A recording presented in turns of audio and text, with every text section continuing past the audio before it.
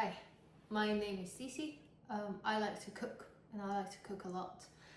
And some of my friends have asked me how I cook in batch because I only cook once a week, maximum twice a week. But we have a different meal every day and it's all homemade. So a bunch of my friends have asked me how I do that.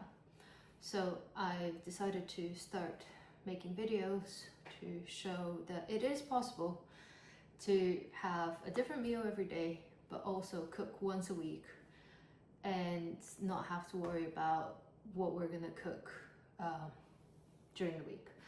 So to start, I'm gonna show you the weekly plan that we have at home and how I prepare for that.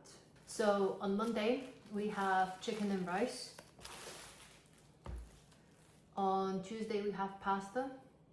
On Wednesday, we have either ramen, soup, or a stew.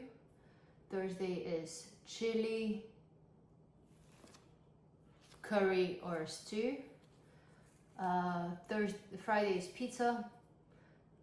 Saturday is burgers, and Sunday it says meal of the day, which basically means whatever I've batch cooked, that's what we have on the Sunday. You can see that these are actually not very specific meals. So chicken and rice can be one of many chicken marinades that I do. So I can do a honey mustard, I can do a Greek lemon chicken, I can do fajita chicken, teriyaki chicken, all of those are different types of chicken and rice. Pasta is what I'm actually going to make today because I only have 2 jars of pasta in the cupboard. I'll come to that later. But it can also be different types of pasta. It can be carbonara, it can be bolognese, it can be whatever I have in the fridge, which is what we're gonna make today. Ramen is a type of Japanese soup with noodles. I make a very simple miso version of it that I batch cook and batch prepare and I put in the freezer. Soups, you can either pressure can them or freeze them depending on what you want. Stews I've put here, I've actually never made a stew for one of those 2 days, but stew I've put in because in the winter you have a lot of rooted vegetables that you don't actually know how to put in. Basically they just go all in the stew. So if I make something like that, that's where it will go. Chili is, I make a chili con carne and I can it, and I use this book, Pressure Canning, which has a recipe, and it's that one here, that recipe here. I can link the cookbook in the description below, but I love this because I love to pressure can my meals because that means that they are shelf stable. And it means that I don't have to waste space in my freezer. And it's also giving you the amount you need for more than one recipe. So you can make, for example, well, like I did, 5 chilies for 2 people. So that's 10 portions of chili in one go, which means that 5 weeks I don't have to cook chili. Pizza is actually, today is Friday, so today is pizza day. Either I or my husband will make a dough and we have a mixer for it. My husband doesn't really like to cook, but he can make the dough because it's that simple, and I'm going to show you how to make it. So pizza is on Friday. We normally put 1 bell pepper, 1 sausage, and some cheese, and I make some homemade pizza sauce. I'm probably going to show you next time I make it. And that's always homemade pizza. It's really delicious.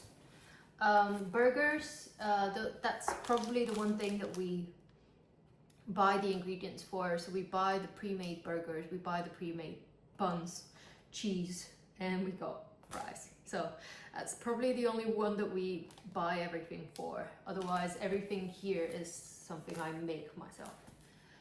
Normally the burgers come in packets of 2, so if I can't be bothered to cook, we'll have burgers on Saturday and Sunday, which might sound very delicious, but it can be nasty on the stomach.